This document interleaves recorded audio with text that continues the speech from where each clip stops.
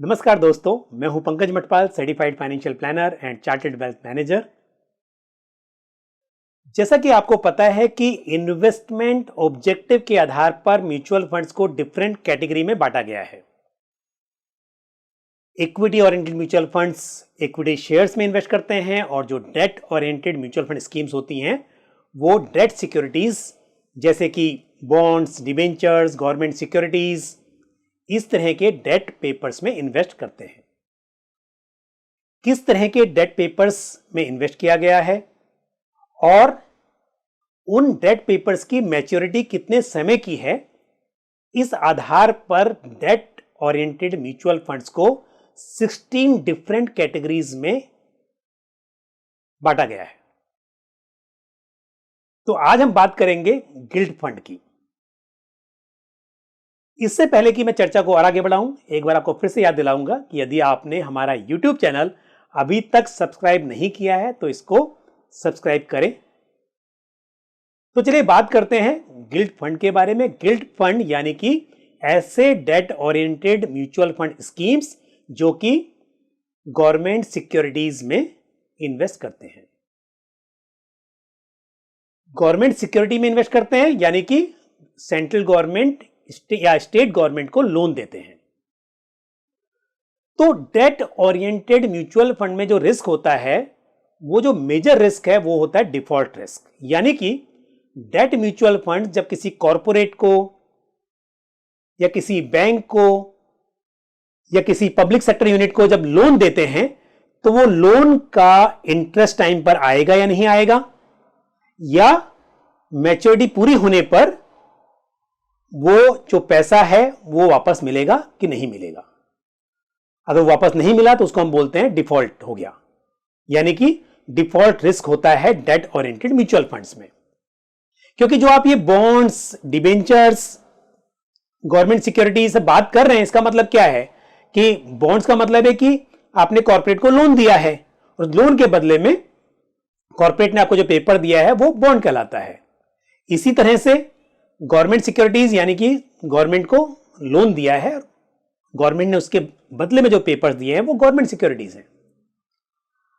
अब क्योंकि हम यहां पर बात करें गिल्ड फंड की और गिल्ड फंड में पैसा दिया हुआ है गवर्नमेंट को, तो यहां पर आपका इंटरेस्ट भी टाइम पर आएगा और जो पैसा म्यूचुअल फंड ने गवर्नमेंट को लोन दिया है वो भी टाइम पर वापस आ जाएगा।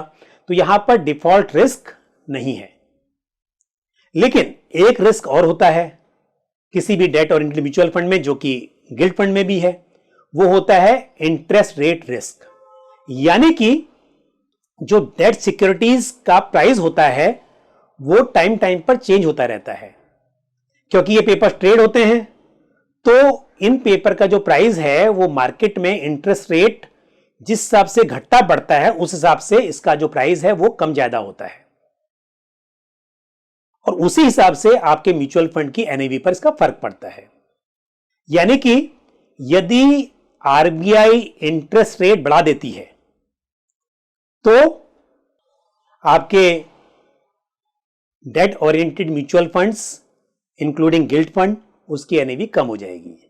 यदि आरबीआई इंटरेस्ट रेट कम करती है तो आपके डेट ओरिएंटेड म्यूचुअल फंड की एनएवी भी बढ़ जाती है। तो लास्ट 1 ईयर में आपने देखा होगा कि आरबीआई ने कई बार रेट कट किया, जिसका फायदा डेट ओरिएंटेड म्यूचुअल फंड्स को मिला और स्पेशली गिल्ड फंड ने लास्ट 1 ईयर में 16% का अराउंड एवरेज रिटर्न दिया। अगर पिछले 10 ईयर्स का भी एक एवरेज रिटर्न देखते हैं तो करीब 10% का compounded annual growth rate guild fund से मिला है। क्योंकि लास्ट 1 ईयर में जैसा मैंने बोला कि इंटरेस्ट रेट नीचे आ रहे थे, जिसका फायदा म्यूचुअल फंड्स को मिला, जिसका फायदा इन्वेस्टर्स को मिला। अब अगर आप ये सवाल पूछोगे कि क्या अगले 1 साल में गिल्ड फंड इसी तरह का रिटर्न देंगे, तो ये बेहद मुश्किल है क्योंकि इंटरेस्ट रेट काफी नीचे आ चुके हैं। अब इंटरेस्ट रेट इससे बहुत ज्यादा नीचे जाने के चांस कम है, इसी के आसपास रहेंगे। तो ऐसे में यदि इंटरेस्ट रेट जितने हैं यहां आसपास रहते हैं या फिर और बढ़ते हैं तो इस सिचुएशन में गिल्ड फंड ज्यादा रिटर्न नहीं दे पाएंगे। अगर आप मुझसे सीधा पूछो तो मैं बोलूंगा कि गिल्ड फंड के रिटर्न अगले 1 साल में 6-7% के आसपास रहेंगे। लेकिन तब भी मैं आपको बोलूंगा कि आपको गिल्ड फंड में इन्वेस्ट करना चाहिए, लेकिन जब आप लॉन्ग टर्म के लिए इन्वेस्ट कर रहे हो। हम हमेशा बोलते हैं कि asset allocation is the key to success of your investment portfolio. देखिए, लास्ट 1 ईयर में इक्विटी फंड्स ने रिटर्न काफी कम दिए, बल्कि नेगेटिव रिटर्न्स दिए, लेकिन गिल्ड फंड ने पॉजिटिव रिटर्न्स दिए, गोल्ड ने पॉजिटिव रिटर्न्स दिए, जिसकी वजह से अगर आपके पोर्टफोलियो में इक्विटी, डेट, गोल्ड सभी तरह के एसेट्स थे तो आपके रिटर्न्स फिर भी पॉजिटिव रहे होंगे। यदि आपका इन्वेस्टमेंट सिर्फ इक्विटी में था तो डेफिनेटली आपको लॉस दिखाई दे रहा होगा आपके पोर्टफोलियो में। इसलिए जरूरी है कि आप प्रॉपर एसेट एलोकेशन करें। ऐसे में यदि आप एसेट एलोकेशन के हिसाब से अपने पोर्टफोलियो में डेट इंक्लूड करने का प्लान कर रहे हैं तो आपको लॉन्ग टर्म के लिए गिल्ड फंड को अपने पोर्टफोलियो में रखना चाहिए। अगले 1 साल में ना सही, लेकिन लॉन्ग टर्म में आपको यहां पर अच्छे रिटर्न्स की उम्मीद करनी चाहिए, क्योंकि इंटरेस्ट रेट कभी ऊपर जाएंगे, कभी नीचे आएंगे और इसका फायदा आपको मिलेगा। तो आप G-Sec फंड्स को अपने पोर्टफोलियो में या गिल्ड फंड को अपने पोर्टफोलियो में इंक्लूड कर सकते हैं।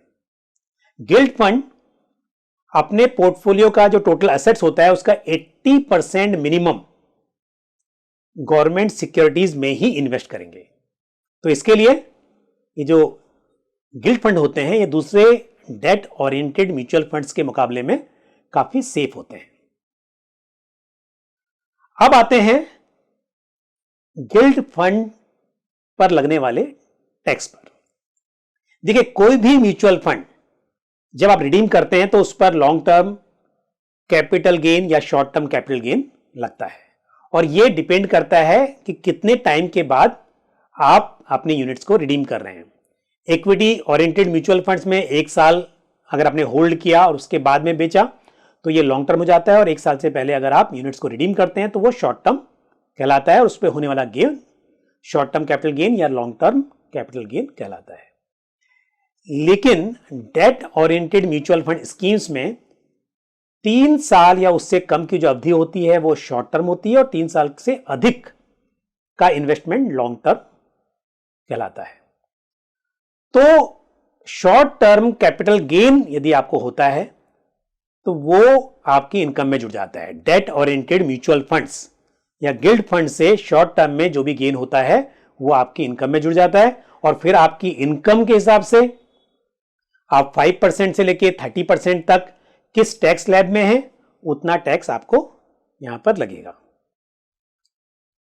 लेकिन लॉन्ग टर्म में आपको जो long term capital gain tax लगता है वो एक तो 20.80% लगता है, ये बात आप ध्यान रखें। ये 20% टैक्स है, और जो टैक्स का अमाउंट है उसके ऊपर 4% का हेल्थ एंड एजुकेशन सेस है, तो मिलाकर हो गया 20.80%। और ये जो long term capital gain tax लगता है ये पूरे गेन पे नहीं लगता। मतलब कि आपने 1 लाख रुपए इन्वेस्ट किया आज, और 5 साल के बाद मान लीजिए उसकी वैल्यू हो गई 2 लाख की, तो आपका एक्चुअल प्रॉफिट तो 1 लाख का हुआ, लेकिन जो आपको टैक्स पे करना है वो पूरे 1 लाख पे नहीं करना। उसमें क्या होता है, कॉस्ट इन्फ्लेशन के हिसाब से, मतलब जो इन्फ्लेशन बढ़ता है, महंगाई बढ़ती है, उस हिसाब से गवर्नमेंट हर साल एक कॉस्ट इन्फ्लेशन इंडेक्स नंबर जारी करती है। अब मान लीजिए आज आपने 1 लाख इन्वेस्ट किया, और वो जो इन्फ्लेशन के हिसाब से जो कॉस्ट इन्फ्लेशन इंडेक्स गवर्नमेंट जारी करेगी उस हिसाब से 5 साल के बाद जब आप कैलकुलेट करेंगे तो हो सकता है कि उस टाइम पर जो आपकी कॉस्ट है वो 1 लाख की 1.5 लाख मानी जाए उस इंडेक्स के हिसाब से। तो इसको हम बोलते हैं इंडेक्स कॉस्ट। तो आपने 1 लाख इन्वेस्ट किया था, लेकिन इंडेक्स कॉस्ट हो जाएगी 1.5 लाख, 1,50,000, और आप उस टाइम पर मान लीजिए उसको रिडीम कर रहे हैं 2 लाख पर, तो आपका जो लॉन्ग टर्म कैपिटल गेन हुआ वो सिर्फ हुआ 50,000 का। तो ये 20.80% का long term capital gain tax आप सिर्फ 50,000 रुपीज के ऊपर पे कर रहे हैं, जबकि आपका प्रॉफिट 1 लाख का हुआ है। तो इस हिसाब से आपका जो टैक्स होता है वो कम हो जाता है।